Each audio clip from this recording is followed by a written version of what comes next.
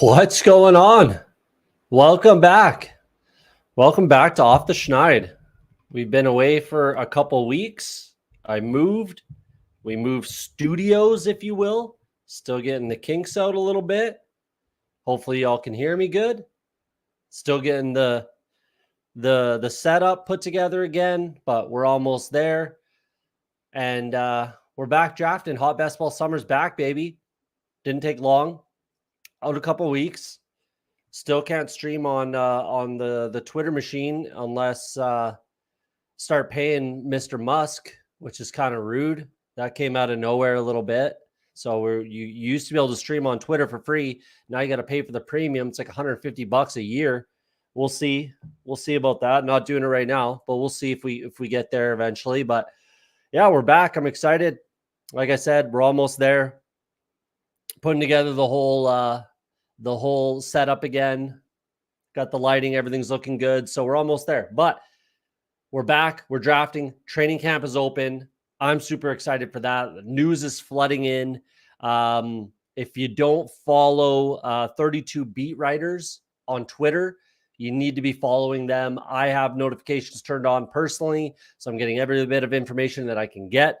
I did have Coach Speak Index notifications turned on, but turned them off because a lot of it's just not exactly pertinent. Not that that's like any sort of slander or speaking ill of Coach Speak Index, at least not yet. But had to turn off the notifications there. But 32 beat writers, definitely a great follow. Definitely some good insight. Definitely some good training camp information, videos, all that kind of stuff. Coming directly from beat writers, boots on the ground, that sort of a thing. So I definitely highly recommend 32 beat writers on the Twitter machine. And let's get into this. We're going to be let's start. We're going to start the day back in action, talking about a couple late round kind of sleepers that have creeped up since the let's zoom in on this. Let's zoom in on that. Since training camp has opened, there's been some late round flyers that have been worth drafting. And I'm not too worried about my exposure right now. We can get into that. If anybody wants to see the exposure, let me know. More than happy to show it. But let's get into it. So some late round guys, some 18th round flyers, 17th, 16th round flyers that we're going to see start creeping up, in my opinion, or at least we should. And I'm going to start drafting a little bit. Bryce Young, I think you could draft a little bit more freely if you like. I've clicked his name a couple times and a few times more since training camp has opened. Bo Nix looks like he's improving, but to be honest, you're probably avoiding. That's why I haven't been drafting a crazy amount of even my own Bengals. I haven't been drafting a crazy amount of, because I just don't think the Cincinnati Bengals Denver Broncos week 17 game is all that important. So I don't know. I mean, if you believe in the Broncos and you like Bo Nix, go nuts. But it looks like Jared Stidham might start the year as the quarterback. It's only a matter of time before Bo Nix takes over and becomes a starting quarterback. But there you go. Justin Fields looks like he could be a viable option. I heard a rumor, and I don't know how true this is, but there was a fight at Steelers training camp today, I believe, and allegedly it was Justin Fields to Russell Wilson. I don't know how true that is, and I actually doubt that it is true, but I had heard that. Either way, he's looking good, getting first team reps.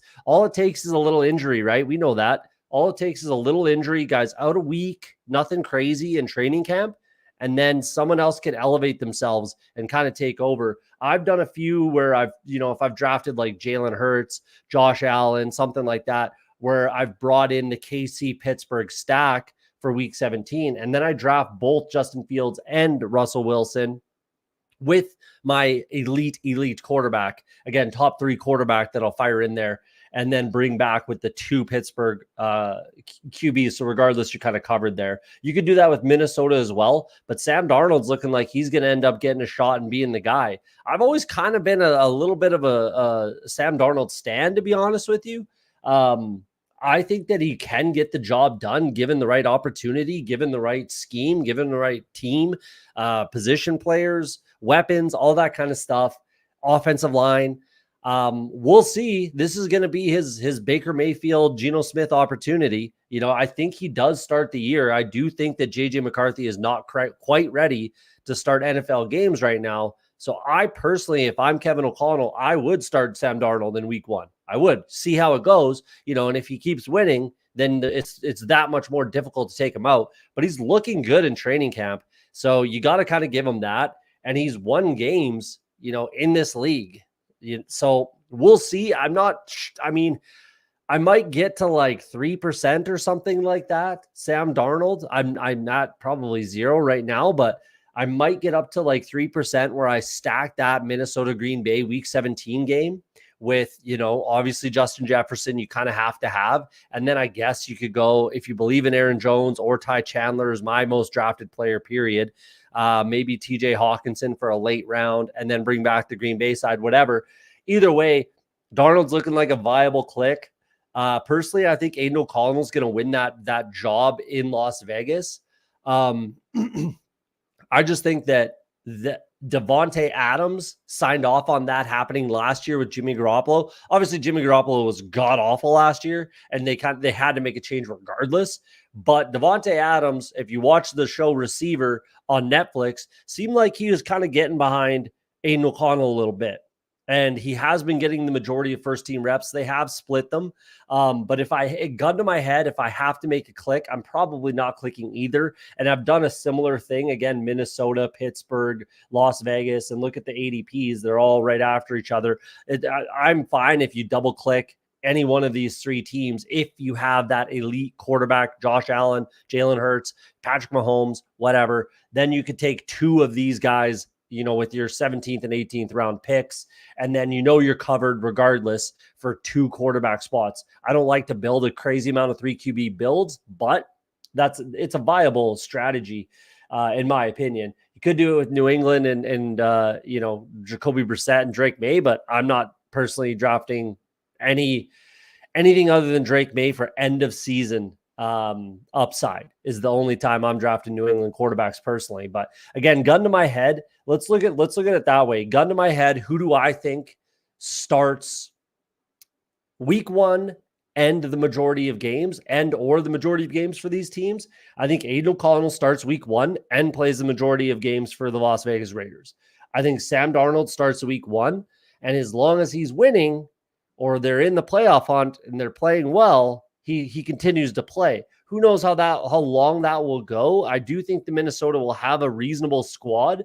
So I think like week 7, week 8, that's kind of a cop-out answer if you ask me. To be honest, I'm calling myself out on that, but it is.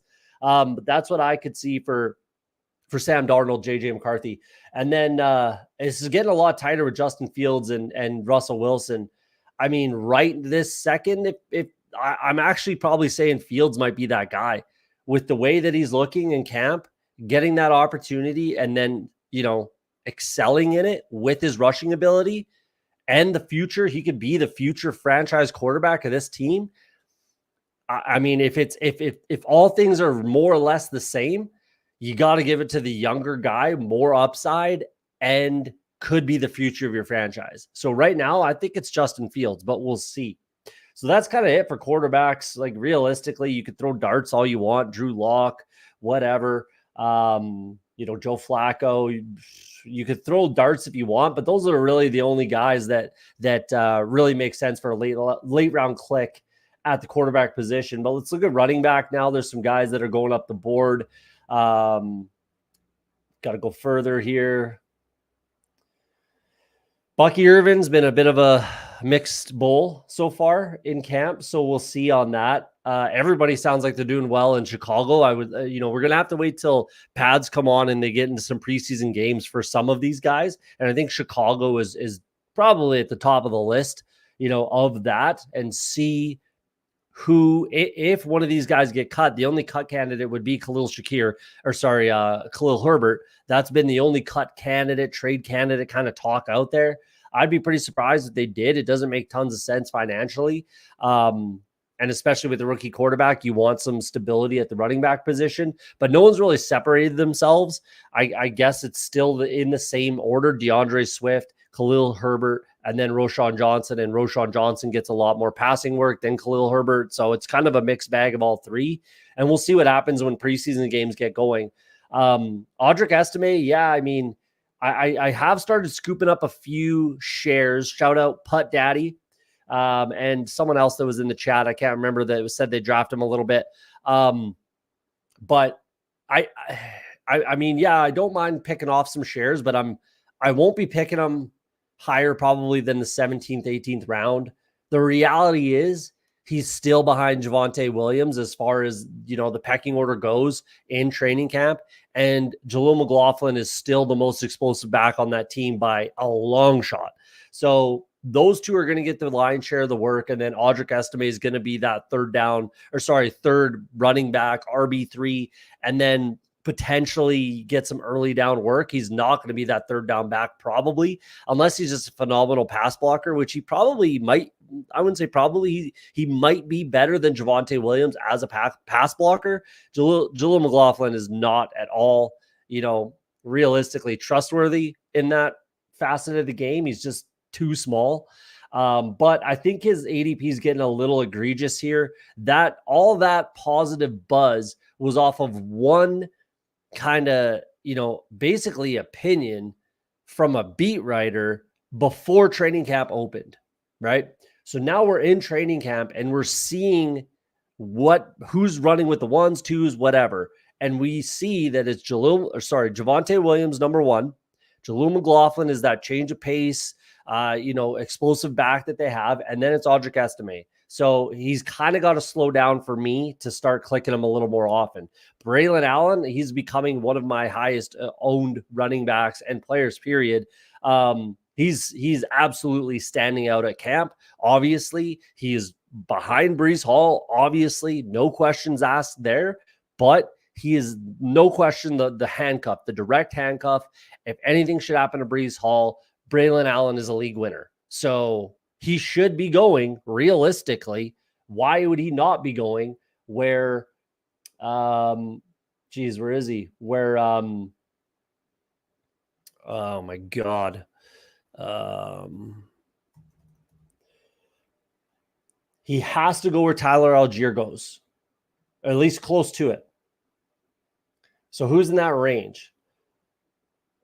Kamani Vidal? Yeah, give me Braylon Allen. I like Jalen Wright because of the explosiveness. Chuba Hubbard, I love me some Chuba Hubbard, so I'm still drafting Chuba ahead of him. J.K. Dobbins, give me some Braylon Allen. Ray Davis, that's close, but I'll probably take Braylon Allen over Ray Davis. It's very, very close, though. Those are very similar. Kendry Miller, give me Braylon Allen. Antonio Gibson, Braylon Allen. Even Elijah Mitchell, give me Braylon Allen, right? Bucky Irvin, I'll take Braylon Allen. Herbert Allen.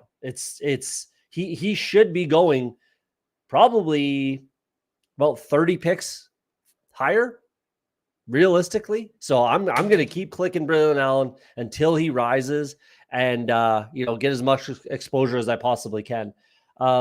Tyrone Tracy looks like he's probably going to be the RB2 as it sits right now, which hurts my Eric Gray exposure quite a bit. Mind you, I haven't drafted Eric Gray in months, and I'll continue to not until there's something positive. And right now it looks like he's just too explosive what it looks like. I thought my theory was that Eric Gray would be the much, much, much, much better pass blocking running back, given that he's played the position. Tyrone Tracy is a little undersized, and he used to play wide receiver. So I thought that he would be a better pass blocker and get himself on the field a little bit better. But there you go. Damian Pierce looks like he's the number 2. That could have some value. Jawar Jordan's looking really good in training camp as well, but much better of a pass catcher than Damian Pierce. So if anything should happen to Joe Mixon, it's going to be a mix and between Damian Pierce and Jawar Jordan. But I mean, Losimo, welcome back to the chat, man. Appreciate you coming out. We drafted a little while ago.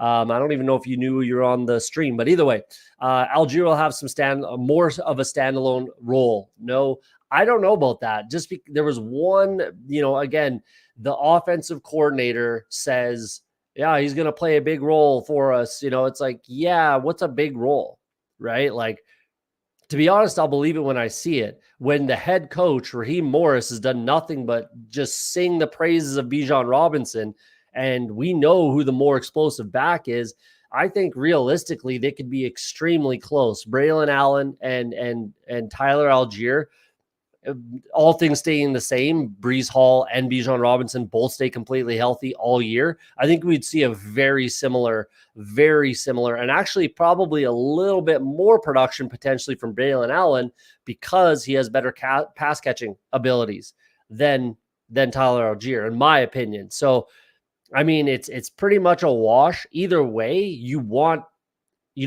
but either way, if you're drafting Tyler Algier, it's contingent upside to Bijan Robinson. If you're drafting Braylon Allen, contingent upside to Breece Hall. So if one's going, I'm not saying draft Braylon Allen over Tyler Algier.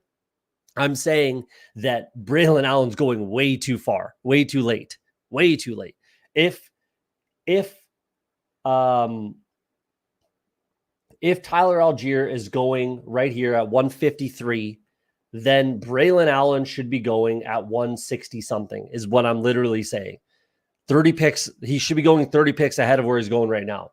He should be going ahead of J.K. Dobbins, in my opinion. He should be going ahead of Kamani Vidal, for sure, in my opinion. He should be going ahead of Antonio Gibson, ahead of Elijah Mitchell, for sure, in my opinion. So that's why I like Braylon Allen a lot as far as just where he's going and where I think he should be going. I don't want to necessarily compare the two players, but I think standalone, they would be very close. Their stat line would be very close at the end of the year if everything stays the same with Breece Hall and Bijan Robinson. But either way, so with Houston, yeah, Dameon Pierce, I think it'd be a mismatch between Jawar Jordan and Dameon Pierce if something happened to Joe Mixon, who also hasn't been practicing pretty much at all. I never have been, and I never will be a big believer or fan of Joe Mixon personally. I think that, substitute Zach Moss into the Cincinnati Bengals 4 years ago, you'd get the exact same stat line from Zach Moss that you got from Joe Mixon, in my opinion. I just really, watching all the Bengals games that I watch, Joe Mixon is really nothing special, honestly. He is really, really not anything special. Look at his stat line even. That'll tell you all you need to know. It tells you, it paints a very accurate picture of who he is and what he is as a player. But we'll see how that shakes out. And obviously, Pad's got to get on everything like that. Deneric Prince obviously has jumped ahead of Clyde Edwards-Helaire. So I've started clicking him a lot. I think he should be going a lot higher. Earlier in the summer, I had said, because of Kansas City's schedule, they play all three of their playoff games, weeks 15, 16, and 17, the most important weeks in fantasy football. They play all three of those games in 10 days. 10 fucking days. That's nuts. That is crazy. You tell me that there won't be injuries. There won't be, guys sitting, resting for the playoffs. They're trying to three-peat. They should be able to lock up that division relatively early and okay. And the way that Isaiah Pacheco kind of runs the ball, he runs very, very hard, very violently, not afraid of contact whatsoever. So if the backup running back is going this late in that offense, I want a piece of it. So I was trying to get, I probably am about definitely ahead of the field because of ADP, but I'm at about 6 to 8% Clyde Edwards-Helaire. I don't know what the average would be that late in drafts because he's not drafted 100% of the time. But for Deneric Prince, if he's going to be that RB2, I want to get up to 10 to 15% probably is where I want to be. So I'm definitely going to start trying to click his name a little bit more. Mostly, again, there's going to be some injuries on the Kansas City side in 10 days, 3 NFL games in 10 days. That is aggressive by the schedule makers, man. Kind of rude too, to be honest. So there's going to be some interesting stuff going on with the Kansas City team, again, in the most important time of fantasy football. Tank Bigsby's looking good. He's looking better than he looked last year as far as just how he's playing, but we got to see him in games. We've got to see him be more productive with those touches that, as far as Doug Peterson has talked about, he's going to get those touches. So he's got to be more productive with them. So still a fine click. I think I'm a little high. I'm at about, 18%, something like that. I'm a little high on Tank Bigsby. So I've tried to not click him in the last kind of couple weeks, and I'll continue to try to not, but if he keeps getting good pub like this, then I'll click his name. Dylan Lowby, he's looking like he's earned the trust of the coaching staff, which is massive in Vegas. And, with that, you're going to earn the trust of your teammates. With the quarterback play, should be a lot of check down work. Zamir White, I love, but he's really not a very good pass catcher. Dylan Lowby is fantastic as a pass catcher. I think I'm only at like 4% right now, but I'm going to bump up those numbers a little bit and definitely get a few more shares. Jordan Mason, Kenny Gainwell and Jordan Shipley have both kind of mixed in with the ones. Still, it's obviously Saquon, but I'm probably okay going Will Shipley over Kenny Gainwell. I don't think I have I don't have any Kenny Gainwell, but I think I might have 1 or 2 shares of Will Shipley, something like that. Yeah, you could go that route if you like, or if it's, bring back or correlation or it makes sense, be my guest. Not a huge target for me personally. I'm definitely going to add a couple clicks of Jawar Jordan here or there. Like I said, I think he's got some upside as a pass catcher in that offense. If anything should happen to Joe Mixon, Jordan Mason looks like the RB2 potentially. You could click his name a little bit here or there if you like. I think it would be, again, a mishmash. Plus, I've been saying for months and months and months, the running back 2 for the San Francisco 49ers is Deebo Samuel.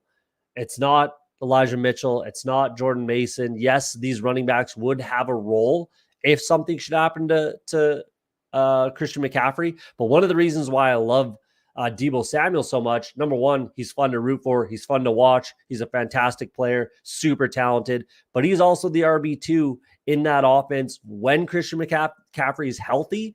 And then, he's a 1B, 1A, 1B, whatever, if something should happen to Christian McCaffrey. So that's my opinion on that, but you can go ahead and click those names if you like. I wouldn't fault you for it, that's for sure. Other than that, I'm pretty much avoiding everyone else. There's really nothing else that I feel too strongly about from there. Let's scroll down the wide receivers, try to get through this quick and get into a draft here. Where do we want to start? Jalen McMillan, he's slid up the draft board for sure. Probably going to play on the outside, which is interesting. I was always thinking he'd be a direct handcuff to Chris Godwin. He played very, very, very dominantly in the slot at Washington. Doesn't mean he can't move outside. So I have tons of shares. I think I've got, 11, 12%, something like that. Jalen McMillan, probably average ADP of like 190 something. So I like that where I'm at. Malachi Corley, I've been drafting a ton. I've got over 20%, tons of shares of Malachi Corley. I was a little bit nervous about it, but he's looked really good these last couple of days at camp. Since Xavier Gipson kind of came out, he got hurt a little bit. He came out. Malachi Corley's kind of taken over. That's what I expected from him, was some wide receiver 2 type stuff, a little bit of Deebo Samuel type stuff as well, because he did take an end around in for a touchdown today. You like to see it. So I'm okay with where I'm at, but I still want to kind of avoid him because I can't be having 30% Malachi Corley, 20% maybe if I really think he's going to be. And the reason is he's just a bring back with Buffalo a lot of times. So that's kind of a big reason there. Greg Dortch running with the ones, looks like he's slot. He knows Kyler. They get along. It's a good click. I'm fine with that. Javon Baker, he's got to slide up. He's another one of my highest owned players. He's having a great camp. Him and Polk, both of them are looking really good. And realistically, the way I'm looking at this New England Patriots team and offense, I don't really give a shit what they do weeks 1 through 10.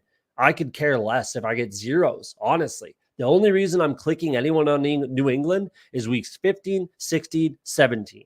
That's all I care about. That's it. That's all I care about with this team. So I'm trying to manage my exposure. it's easy clicks when Baker's there in the 18th round. I'm going to click him a lot of times, especially, again, he's a bring back for Buffalo. So if I'm going with the Josh Allen stack, a lot of times if I get boxed out on Polk, I probably should click Demario Douglas, Pop Douglas a few more times. But, Javon Baker in the 18th round, pretty easy click. So I have a little too much, but I'm all right with it, and we'll see how it pans out in the end. Jalen Tolbert's looking great. I had a lot of shares early. He's another guy. I'm about roughly 14%, something like that, with Jalen Tolbert.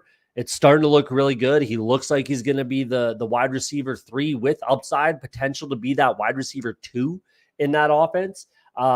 So I'm gonna keep clicking his name as a bring back, as a stack option, correlation, all that kind of stuff. Devontae Walker, he was out a little bit. He's still a fine click if you like. Jalen Hyatt, we got to see something out of the quarterback spot, man. I'd like to see Drew Lock get some first team reps. I think a lot of people would. There was talks about it. One of the beat writers was talking about, if Daniel Jones keeps struggling, which was expected for them. I'm sure the team is okay with the struggles because they expected it. But if he keeps struggling, you're going to have to get Drew Lock in there and see what you have in your backup regardless. And if he just kind of goes ham in preseason games, we could see a bit more controversy there, but we'll see. We'll see how that kind of works out. I'm still clicking Jalen Hyde. I have about 9%, 8%, and I'll stick to that. Andre Iasovis looks like he's going to be the wide receiver 3. I would start getting shares of him if I were you, and I am. So I'm clicking his name when I can in the 18th round. He's going to get steamed up to the 17th, 16th, maybe even like 15th round. He's the wide receiver. If he is, and right now it looks like he will be that wide receiver 3, and it looks like he's playing out of the slot. So if he is that guy, which it looks like he's going to be, he should be sliding way up this board. Probably in at least this range right here. Right in this range, 170-ish, another 30 picks, something like that. I'm going to be picking up as many shares as I can at the moment. Don't mind Elijah Moore, have some exposure there. Don't mind Malik Washington for some late season, upside. I have some exposure there. Tony's injured again. Cool. A.T. Perry keeps getting, pushed deeper into the ground by Dennis Allen. It's brutal. But I do have some exposure there, so I haven't drafted him since the start of the year. Calvin Austin's a guy I want to talk about. I was just I was listening into a fantasy dog pound stream the other day, and he needed a Pittsburgh bring back. I said in the chat, hey man, I got 9%. I got 9% Calvin Austin myself. Definitely a solid bring back, in my opinion. Big play potential. He can get you a 50-yard touchdown catch, and he makes your lineup, sort of thing. A lot like Tyquan Thornton when Pat Kerrane won Best Ball Mania. What was that? 3, 4, whatever. Whenever Pat Kerrane won, he had Tyquan Thornton, and it was the only time he got in his lineup, and he had just one big touchdown. So there you go. That's maybe all you need from Calvin Austin week 17 against the Chiefs. But if with the injury to Roman Wilson, looks like he's going to be out a few weeks. Looks like 6 to 8 weeks is something I saw from one of the Twitter doctors. Yes, it's a Twitter doctor, but he's been pretty good. I can't remember his name, but I would shout him out, but I can't remember the name of the doctor. He's been pretty good. He's the one that I follow and I do relatively trust. So at least let's call it 4 to 6 weeks. If he misses 4 to 6 weeks of preseason practice games and Calvin Austin becomes that guy, that slot receiver, that big play, potential type of a guy, then I'm going to keep clicking him. I want to keep it sub 10% though. 8% is where I kind of want to keep it, and only where it makes sense. Josh Reynolds looks like he's going to be the wide receiver 2 in Denver. I don't know. Again, we're going for late season upside for Denver. Putt Daddy, what's up, man? I was just shouting you out earlier about Audric Estime, but I do want to temper that a little bit. His ADP is getting out of control, but we could talk about that later. Mac Hollins, I've clicked a few times. I think that's a relatively sharp click right now. He forces his way onto the field for a lot of teams. He's done it for a few years. Obviously, Atlanta was just a complete mess, but right here, he was pretty quality To be honest, I forget what team that was on. I'm drawing a blank here. It might have been Miami, I guess. But in Buffalo, he's getting some run. It's a fine click. If you get boxed out, and which is hard to do, to be honest, but if you get boxed out on Buffalo wide receivers, or you just need a Buffalo bring back sort of a thing, Matt Collins is a fine click in the 18th round. Personally, Jonathan Mingo, I have added, and I will probably add 3-4%, couple shares here and there. He's looking fantastic. He was still a second round pick. What's the difference between Jonathan Mingo and Xavier Legette? Physically, what's the difference? Not a crazy amount. What's the big difference? 1 year of experience for Jonathan Mingo in the NFL. So he's certainly standing out in camp. He's the, Deontay Johnson as well, but Jonathan Mingo looks like he might be wide receiver too. So if I'm, doing some late Carolina stacks, or I need a bring back, I'm clicking Jonathan Mingo once or twice here or there, again, just as a bring back sort of thing, but he's viable. Ray McLeod, another guy I think you could say is viable, but that might be more of a temporary kind of fix. He has been quality with, in very small sample, pretty quality with the 49ers though, but obviously a lot of people are quality at the 49ers. Van Jefferson looks like he's a two wide receiver set starter in Pittsburgh. Might be temporary. I'm not clicking Van Jefferson personally. Trey Palmer, you could click here or there. Alec Pierce got some good pub today. He's looking like he might still be that wide receiver 3 on this team. We'll see. AD Mitchell's still there. Adonai Mitchell. Yeah, there's some names down here. Won't bother too much with the tight ends unless we want to talk about, I think Mike Gesicki should be going much, much higher. I'll take him over Juwan Johnson. I'll take him over Chig. Take him over Sanat. I'll take him over Isaiah Likely. I'll take him over Cade Otton. I'll take him over Tyler Conklin.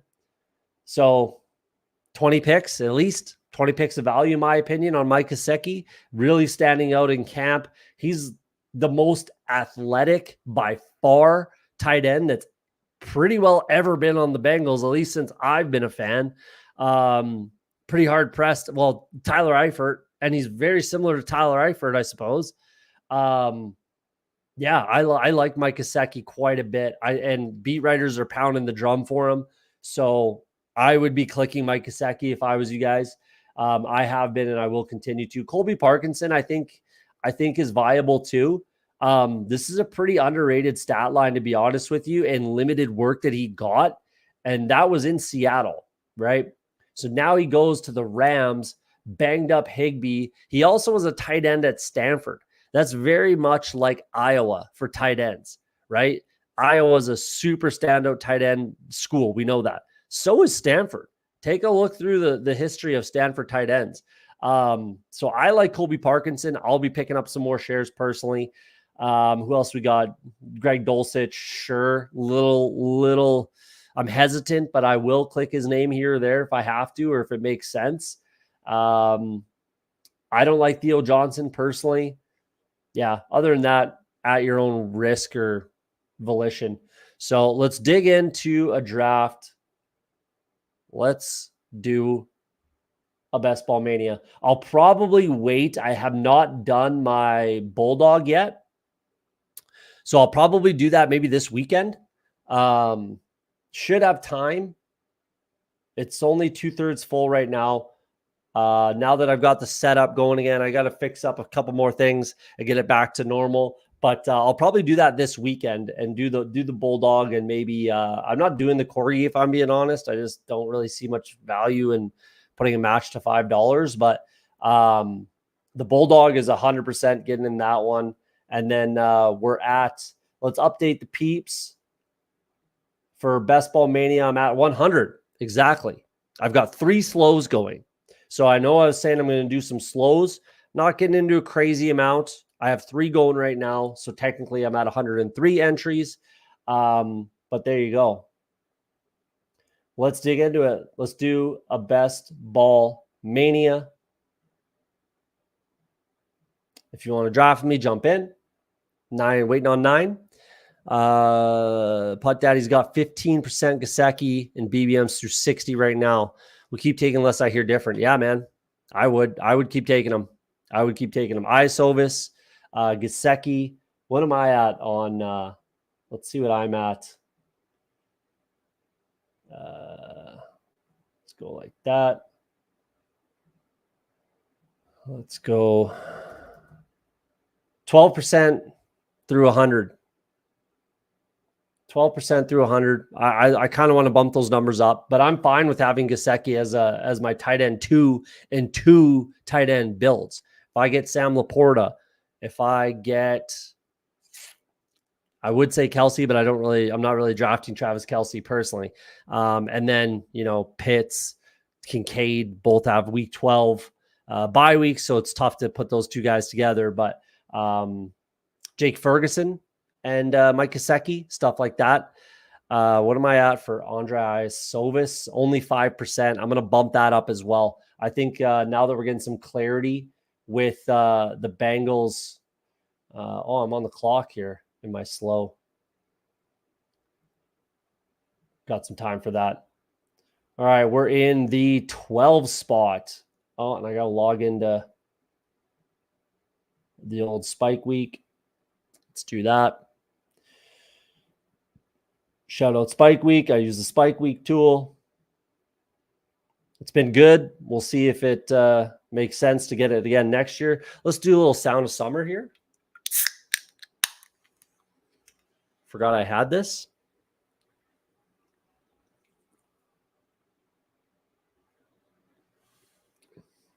It's a touch on the warm side. It's not super duper cold, but that's all right. Beggars can't be choosers, you know what I'm saying? Is anyone in the chat in the draft? Detroit Lions 2023. That's a lot like Liam's original name. A lot of people don't remember Chess Liam didn't win Best Ball Mania.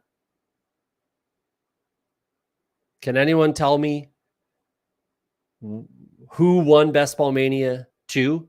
It was not Chess Liam. Liam Murphy won Best Ball Mania 2, but it was not Chess Liam. His name was Buffalo Bills 2022 or something like that. Buffalo Bills 2021, something like that. It's kind of funny. He just changed his name, which is fine. Do whatever the hell you want, but a lot of people I don't think people really remember that, but there you go. Missed the beginning. How's the new setup? It's good. Probably doesn't look too much different to you guys, I'd imagine, but the scenery is a fair amount different for me. Obviously, new studio, moved to a new house, so I'm happy. We're finally pretty much settled.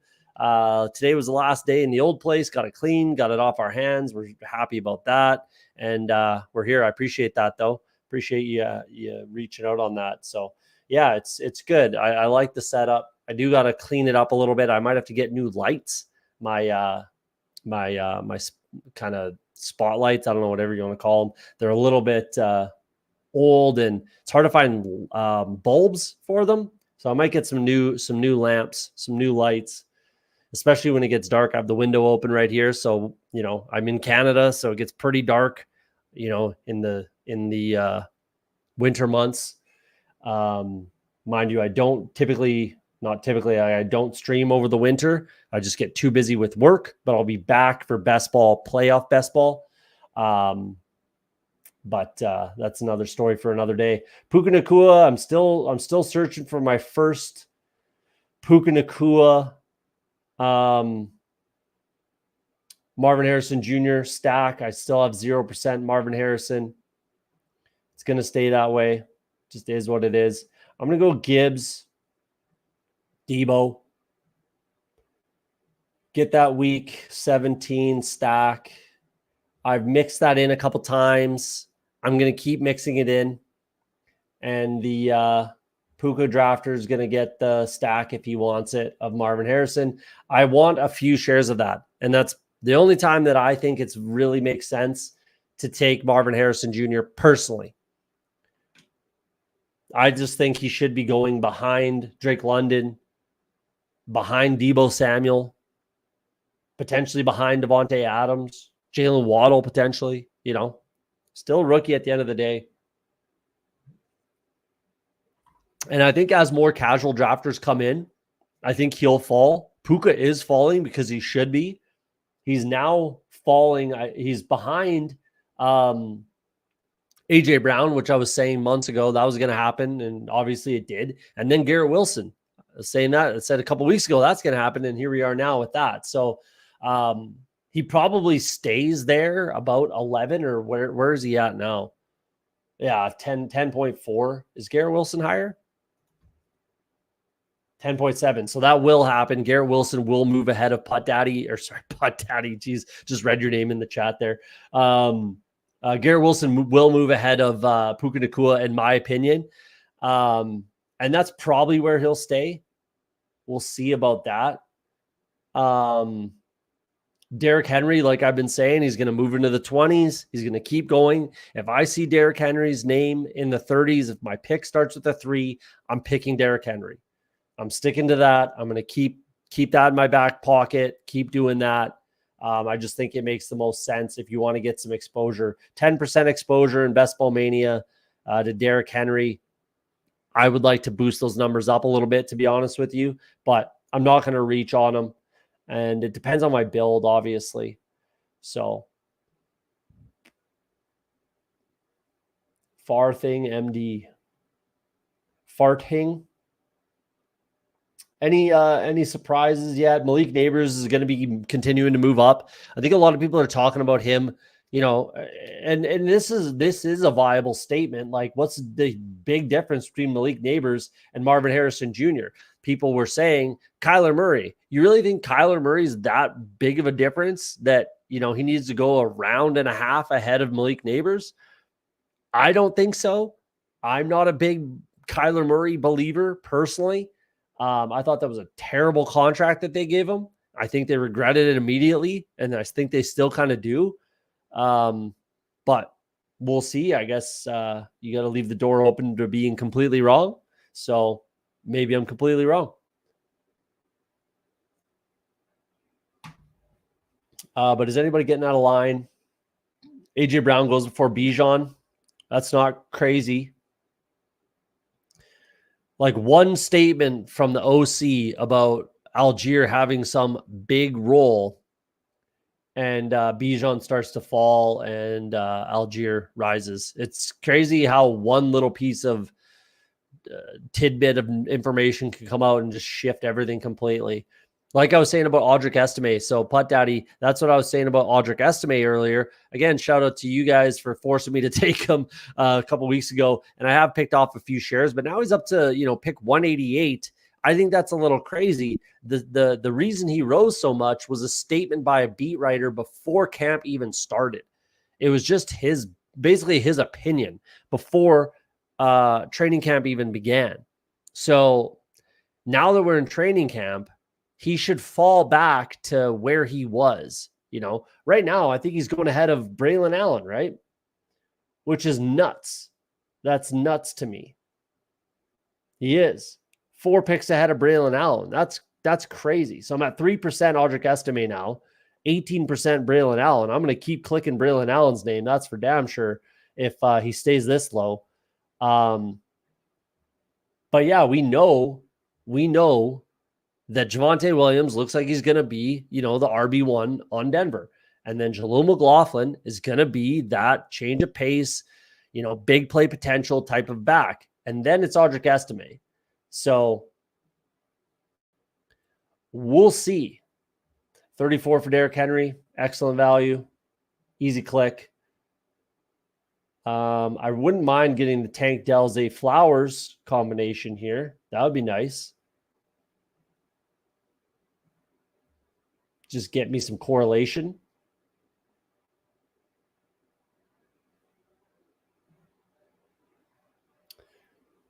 And I can do that. So let's do that. Could take Sam Laporta here with Jahmyr Gibbs with the Deebo Samuel bring back, but I'm just gonna, you know, diversify a little bit here. So pretty correlated week 17 as it sits right now. I dig that. Still have a ton of quarterback options. Not like, Lamar Jackson is going to make it back to me. That's pretty much for sure. But if he does, obviously it's an auto click. Not going to happen though. But I can definitely bring in CJ Stroud with Dalton Schultz and have Zay Flowers be my bring back. That's a definite possibility. I could bring in George Kittle, right? So I could go this route with my next 2 picks, I believe. 60-61. Yeah, I could easily go George Kittle, CJ Stroud. I really would rather not reach on CJ Stroud, but it would make sense in this build. So we'll see when we get there, but could go George Kittle, CJ Stroud, and then obviously bring in Jared Goff. Or sorry, I could bring in Goff, but Purdy, bring in Brock Purdy with the Detroit bring back, double stack Detroit bring back, double stack Houston, Baltimore bring back. That's certainly an option as we're sitting here 15 picks away. Kelsey with Allen. That's got to be a little bit unique. Breece Hall is a week 17.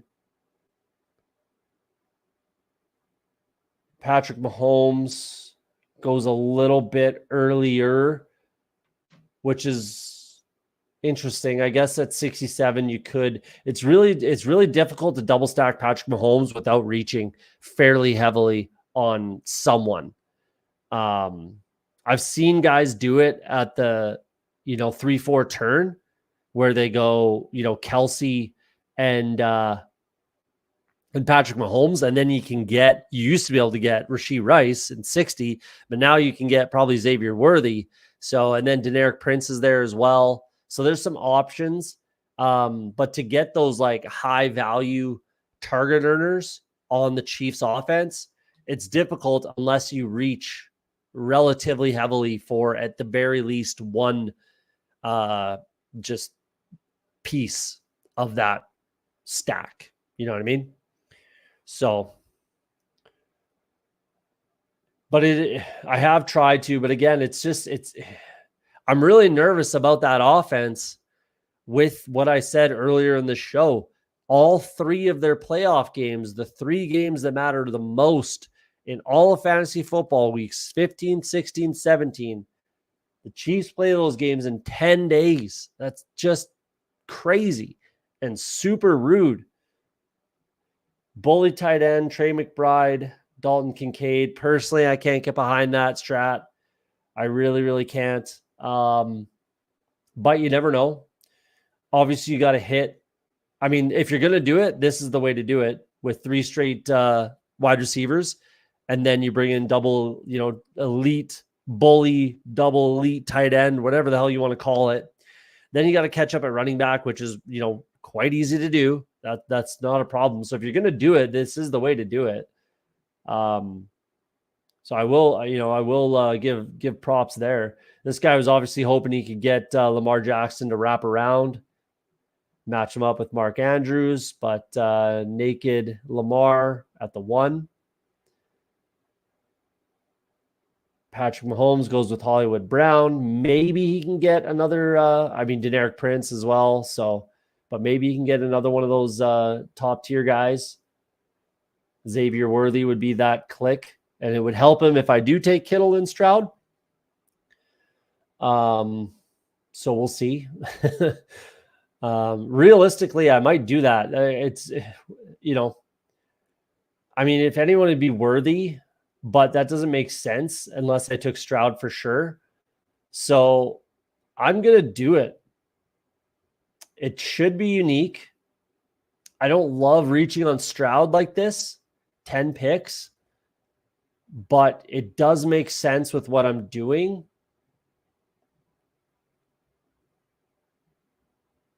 Should be unique for sure with pulling up Debo and getting this game stack. So obviously I want to bring in Brock Purdy.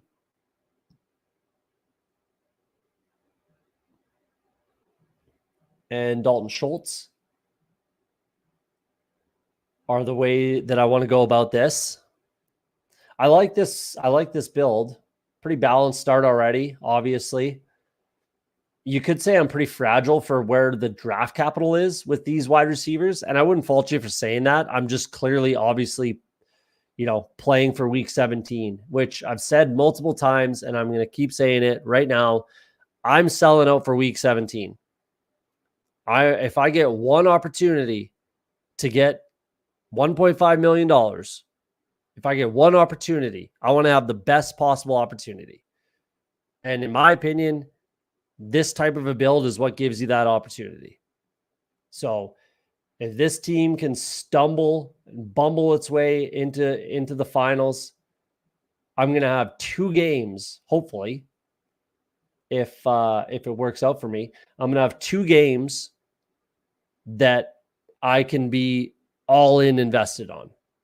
So, and they're high, very, very high quality games. So we'll see. But where is a double elite quarterback here? Not a lot of quarterbacks have been taken even, which is interesting. I guess they wouldn't ADP wise, but you see CJ Stroud fall to, 80, the low 80s all the time. So I don't love having to reach on him there, but it is what it is. It is what it is. Wow. How and why do you not take Xavier Worthy here? That's a mistake. Badgeless, but he's got the Spartan helmet, so he clearly does some drafts. I don't know if I can get, maybe it's a different sport, I suppose. I don't think I can get behind that. Where did he miss anywhere else? Could have went Amon-Ra and Brandon Ayuk instead of Devontae, but that's okay. Yeah, that's all right. DeAndre Hopkins had a pretty bad tape, kind of bad pub video or clip on Twitter the other day. It was more, the clip was intended to like tout the corner, but when the corner did do a great job, but DeAndre Hopkins looked a little sluggish off the line, if I'm being honest with myself, and that's coming from 20% exposure Cody Woodman over here. So wasn't super excited to see that personally, but yeah, he's still Nuke Hopkins. Should be all right. We'll see. Credit to the defense, I guess, right? Clearly setting up a little Bengals stack here. All right, where am I going? Definitely running back, wide receiver. That's no question. I would have liked a Kansas City Chief, but I missed out on all the high quality caliber pass catchers. So that's fine. Same with Miami, but again, that's fine. I can add potentially a running back later as a bring back. I mean, you can bring in Jameson Williams here and just have the double bring back for Detroit. That's not a terrible idea, but I don't think I'll go down that road.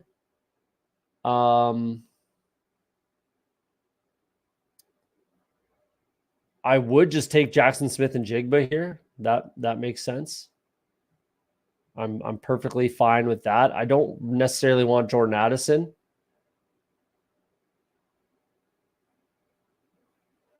Zay Flowers. I mean, I want to bump up my exposure to both of these Pittsburgh running backs, to be honest with you. I'm going to take Jameson Williams here. I'm just going to do that. And then let's go Najee. Let's bring up the Najee exposure. And Jameson Williams. if I had more of a Baltimore stack, and I've been doing this with the KC side as well, I'm bringing in Jaylen Warren and I'll pick him over Najee Harris because as the bring back. Or if I'm stacking Philly, stacking Baltimore, stacking Kansas City, I'm bringing it back with Jaylen Warren because he's the pass catching option. No question. 60 catches last year, right? 0 touchdowns. You hope he gets in, through the air at some point. But that's the bring back option. So that's why I have that discrepancy in exposure between Najee and Jaylen Warren, is just because I'm using Jaylen Warren as a bring back option a lot, and even in this one, it's not a bad option when I have a pass catcher, right? So I have Zay Flowers as my kind of, I guess, Baltimore side of that game, right? So in theory, Jaylen Warren would get, more overall points in that game than Najee Harris, in theory. So, but I do have to balance that out a little bit. 5% Najee is not quite enough. I definitely need more. But if I had the quarterback, then I'm 100%, no questions asked, I'm taking Jaylen Warren. Because if I have a quarterback with a pass catcher, I'm not taking Najee as the bring back. No question, not a chance. I will take Jaylen Warren every single time. And there's a few backfields like that, but that's really the only one. Well, I guess, Cincinnati's another one that's like that. Same thing with Zach Moss. If for some reason I'm doing Denver or Cleveland or Tennessee, maybe, then I'm taking Chris Brown or Chase Brown, as the bring back over Zach Moss.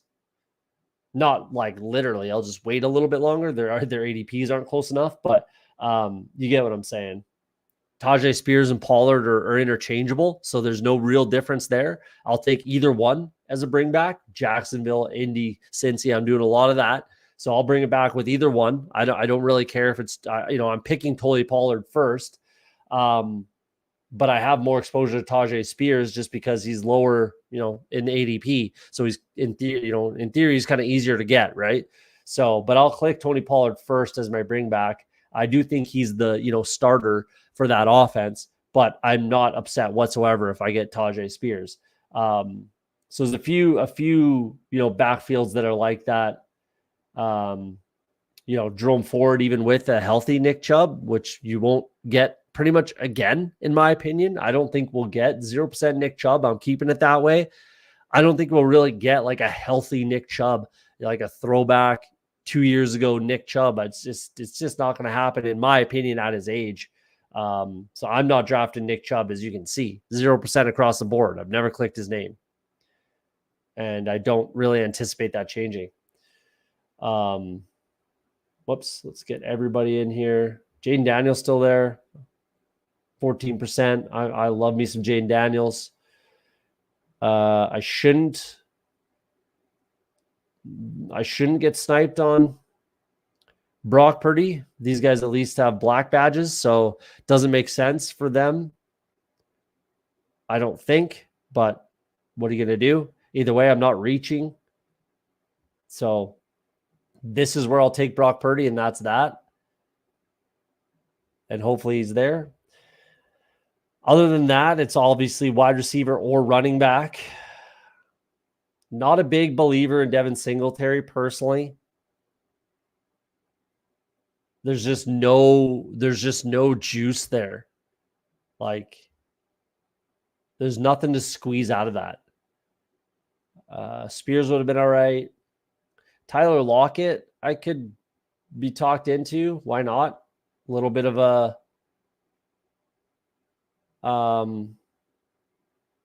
ADP drop. This guy might just take him on me. Okay, I was talking about Brock Purdy. Didn't. That's awesome. So take Brock Purdy, and then Khalil Shakir, 11%. Dontavion Wicks I could go with, but I'm a big Romeo Doubs believer. Chase Brown. Yes, over Devin Singletary, honestly. 14%. If he ends up as RB1, he's getting a lot of run with the ones right now.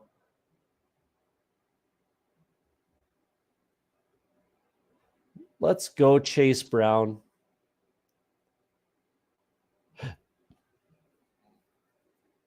Yeah, let's do it. I like this team. I really like this team. Done at quarterback. More than happy with the capital there. Hopefully Dalton Schultz can fall to me at 132. No reason why he shouldn't, to be honest with you.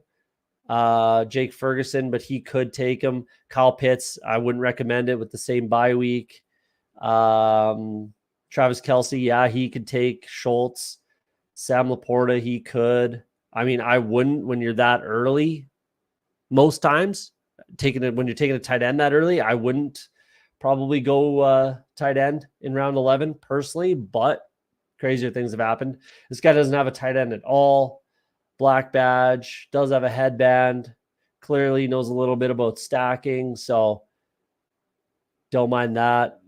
3 quarterbacks. Yeesh.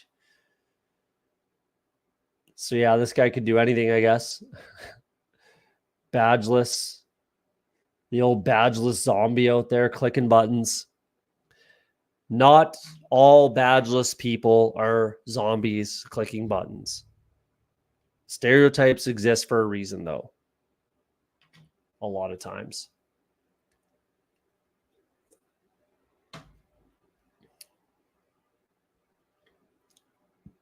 All right. Dalton Schultz is the number 1.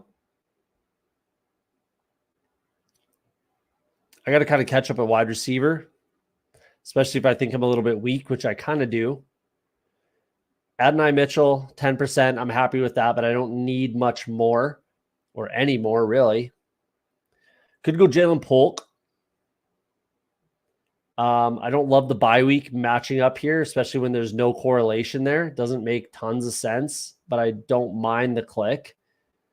I don't really have much for correlation unless I go with like Jerome Ford, which might allow me to stop at 5 running backs. Should allow me to stop at 5 running backs. Done at quarterback, that's for sure. Gabe Davis, I guess, is on the table. Marshawn Lloyd's getting some run with the ones today, sounds like. But honestly, I'm happy at 9%, 10%. I'm happy there with Marshawn Lloyd. I don't think I need to be too much higher or any higher. So we'll see on that. Pat Fry doesn't make sense for this build.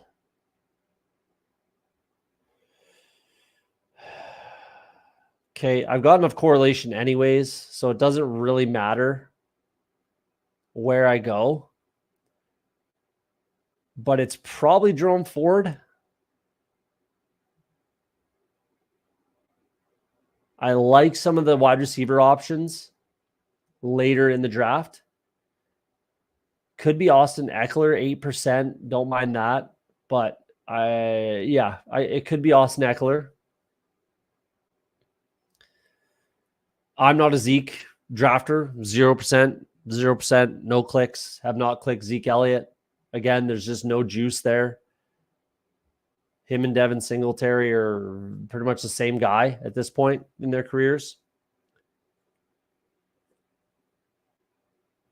There goes Eckler. There goes Pat Freiermuth.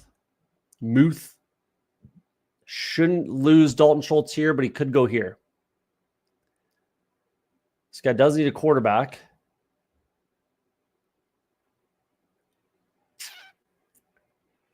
This is where Dalton Schultz could go, but I really hope he doesn't.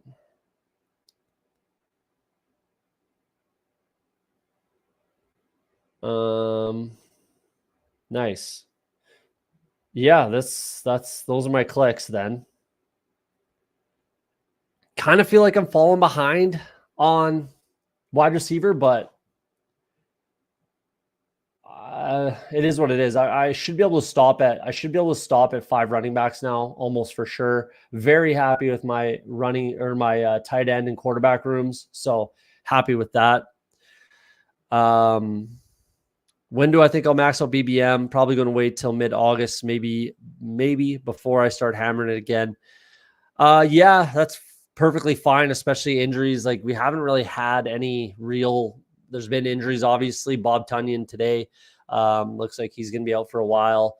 Roman Wilson out a few weeks, but it's not season ending or anything like that. We haven't had any like torn Achilles, torn ACLs to anyone that matters in the fantasy landscape, obviously. So it's not a bad thing to wait till, after the second preseason game, what is that, fourth week of practice or whatever. It's really not a bad thing to wait and to not end up with these zeros. But I don't want to like run out of time either. I think I'll probably hit my max. I'm also getting married in about a month. So or just after literally week one, the day before week one on the 7th. So I want to be done fairly comfortably before that. So I'll probably finish up, I don't know. I'll still finish up like late August. I'm only trying to do one or two here, and there'll probably be one more tournament that I really want to enter, max enter sort of thing, like another poodle, another 20 max, something like that. And then there's like this bulldog. There might be some other, just little tournaments that I want to enter or want to max. If there's another 20 max poodle, I'll smash it. I'll max enter that.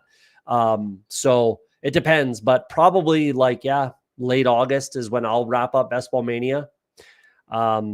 Thanks, man. Appreciate that. It's going to be it's a big year. It's a big year in the Woodman household. So bought a house, getting married. The soon-to-be wife graduated university. It's a lot of things in the Woodman household this year, but all good things. Well, appreciate that, though. All right.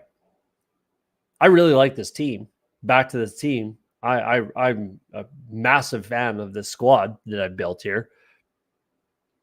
Oh, there's the wifey. There's the wifey. Watches all the shows. She's the biggest supporter of the channel. She painted this or drew this picture. I don't know if you can see it right here. It's from an old episode. There you go. In the back there. There you go. The biggest supporter of the channel next to you, Putt Daddy. Appreciate you, dog. Appreciate you always being in the chat. But where are we at here? So falling behind at wide receiver. Need to get some wide receiver action. I'll take Darnell Mooney. It makes sense. I don't care about correlation. 4%. I could use some more shares. If he's there, he falls. That's great. I have 13% Quentin Johnston. I watching all the camp stuff, man. Guy can't catch a cold. It is brutal. It is getting bad. I just can't be clicking his name. Kamani Vidal, him as well, 14%. Just not getting that work. I'm okay with that, contingent upside that exists there, but it's tough to click his name right now. Let's try to get some correlation with my quarterbacks is where I'm going to go. That's where I'm looking.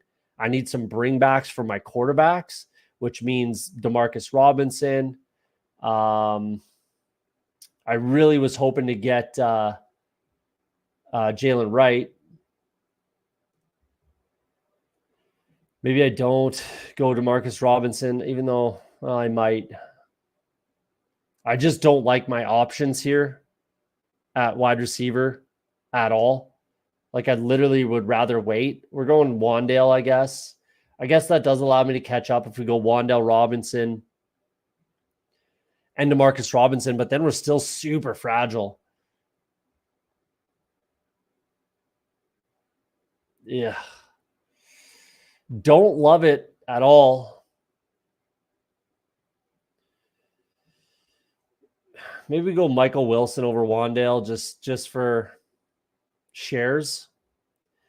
And then you got to go to Demarcus Robinson. Yeah, that gave me some more correlation too. So that worked out nicely. Then it correlates with Demarcus Robinson week 17. But more importantly, I'm getting the week 15 correlation with my San Francisco stack. So that's where I'm going to go. I would have really liked Jalen Wright for the Miami bring back. I could still go Deneric Prince here, which I think I will do. And I kind of have to, I could go Washington, Malik Washington. There you go. That's what I'm doing for Miami. Bring back for both my quarterback stacks. Deneric Prince, makes lots of sense. So I think that's the route we're going to go. Yeah, look at that correlation. Got to do it. Malik Washington. Again, look at that correlation. So those two clicks make too much sense to not do. I'm really on the fence on if that's too fragile at running back or if I'll be okay with 5.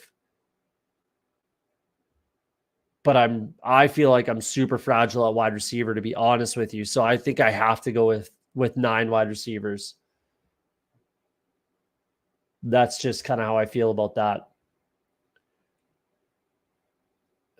And even though 23%, okay, I've scaled back the Malachi Corley exposure. So I think I can click with the positive news he's been getting. I can click Corley again. Given that, wide receiver 2 potential he has on that team. How many picks do I have? 4 picks left. I've got to go Prince. 210. Wow, he rose and then fell, I think, Deneric Prince. So I think I'll go. I can't click him any earlier than 204. I just can't reach on him there. That does not make sense. That's not even for correlation. Well, the only time it does make sense is for correlation. So I don't know. We're on the fence here.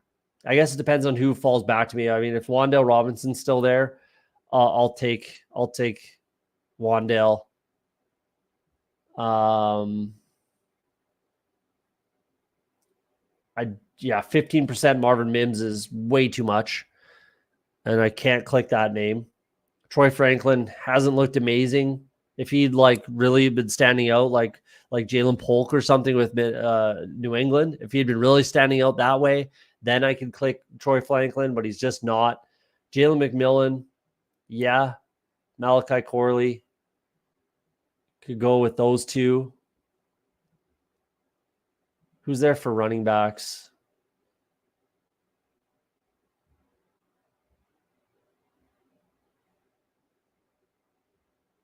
My guy, Braylon Allen's still there.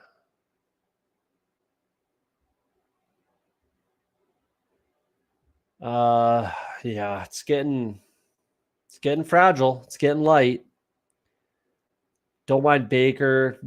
Jalen Tolbert is there too. That's fine. That's a fine click. 12%. Wouldn't mind bumping that up a little bit. But I would have to reach on him, which is not the end of the world. There's no one else in this kind of range that really makes any sense. Except for Wan'Dale, I will take Wan'Dale Robinson if he's there. But other than that, that's kind of the order of operations for my wide receivers. Even though that's a pretty big pull up for Jalen Tolbert, I don't mind it. I don't mind it, especially at this point in the draft, 15th, 16th round. Reach all you want. I would have rathered it was for correlation's sake, but given that, it kind of makes me want to just take Deneric Prince here. There goes Wan'Dale. But if Jalen McMillan and Malachi Corley are there, I could take them. And then I still have a spot for Malik Washington to round out my roster. So that's kind of where I'm at. Just makes the most sense. Yeah, it can't be Roman Wilson, and ADP lines up at this point now. No one fell, so yeah, it's really a no-brainer to me. It's not even really an option.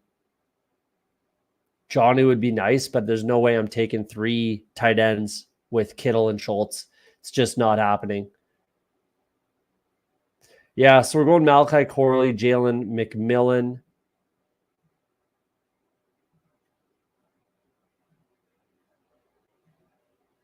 And then hopefully Deneric Prince, Malik Washington to round up the roster. And then I like it. I think I'm still fragile at wide receiver, though. I don't particularly love my wide receiver room. What's interesting, though, is it's just the names. Like Tank Dell and Zay Flowers, pick 36 and 37. So I just have to essentially believe that they're going to be the guys that I'm drafting them to be, right? Like if they were, let's say, I don't know, Michael Pittman and George Pickens, do I feel a ton better? I don't know. It's very up in the air, you know? It's very there's obvious, you know, concern there with those two names, but that doesn't really mean that, you know, they can't be good clicks.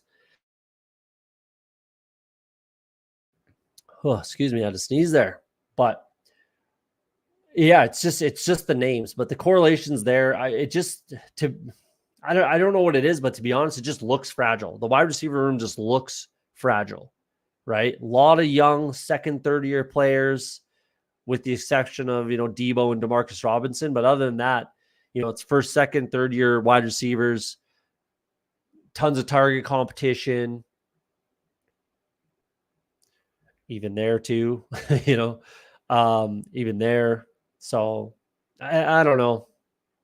It is what it is. Like I can't really do anything about it. And I think I'm fine. I got 9 wide receivers.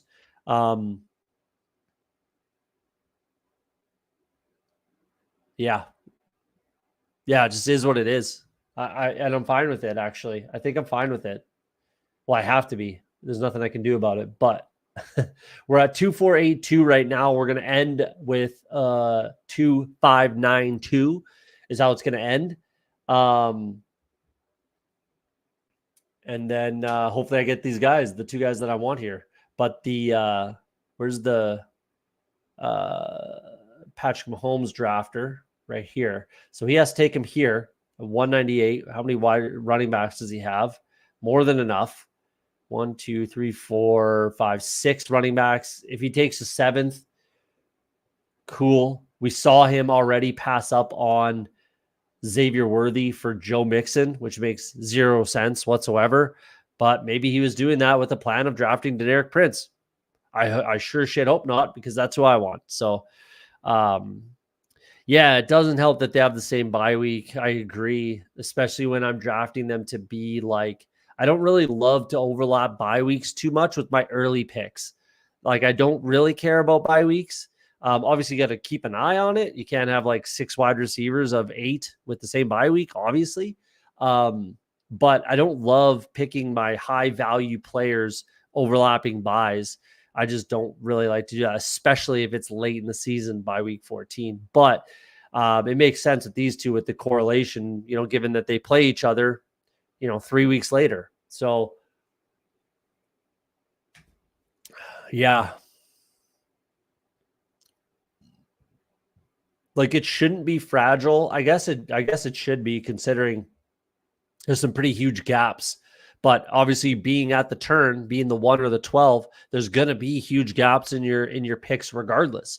But, you know, typically you want to take one of each, overlap, whatever. But yeah, it is what it is. I'm all right with it. You know, big play guys. I've got big play potential with a lot of these players. Michael Wilson's looking good in camp right now. Looks just absolutely yoked right now. And he had a pretty good rookie season, so we'll see. If I have 0% Marvin Harrison Jr., I better bump up my Michael Wilson numbers. You know what I mean? I get my guys. Honestly, everything went pretty much according to plan for this draft. I didn't really get sniped at all, which is awesome and rare and hard to have happen. Pretty unique. Should certainly be unique for me, and it would definitely be unique for the contest. Good amount of rookies and sophomores. Some veteran depth. I've got floor plays and ceiling plays. I like this team quite a bit, actually. I really do. Obviously, it's going to live and die by my wide receiver room. But again, like I started the show with, or started this draft with, basically by pick wherever it was, the Z right here. Basically, when I took these 6 players, if this team sneaks into the playoffs, sneaks into the finals somehow, if I get through and it sneaks into the finals, I've got double stack, single bring back on the Houston side, double stack, double bring back on the San Francisco Detroit side, which might be the most lucrative game on the schedule for week 17. I think it probably is. On paper, as it sits right now, those are the 2 highest scoring teams in the NFL. Obviously, that's all projection based. It's all, we have to play the games, obviously. But from the projections, those are the 2 highest scoring teams in the NFL. And could you say whoever made those projections is crazy? Certainly not. So I like this team a lot. And you never know. You never know. Could be a league winner. Correlation up the wazoo. I like this team. I would rather a better bring back in week 16 with Houston than Deneric Prince, but if he ends up being the guy that week, then that's all we need.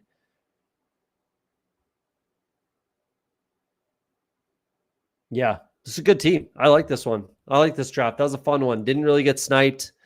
Got the guys I needed, correlated, stacked, bring back, boom, boom. Double bring back, double stack both quarterbacks with a bring back, double bring back in one case. This is a good squad. I like this one. That's a good one for the return. For the return draft. I like it. I'm happy with that. Draft 101 is where we're at. But there we go. That's the day. That's the draft. I'm getting a little red. It's getting hot in here. It's about 30 degrees Celsius, whatever that is in Fahrenheit. I'm not sure. Low 80s, 90, something like that. It's hot. I got a fan going. It's hot in here. Time to wrap it up. Happy to be back. I'll have the rest of the setup. Again, probably looks basically the same to you guys, but a little bit different. I'll have the setup finished up for the weekend. Definitely going to be doing a stream this weekend again. I got to get back to it. I'm excited to draft. I want to do that Bulldog. So we'll do the Bulldog this weekend, probably Saturday, because it probably will fill over the weekend, I'd imagine. So we'll do that Bulldog draft, maybe another Best Ball Mania. Maybe they launch another Poodle, something like that. I would love to see that, but we're definitely going to be drafting this weekend.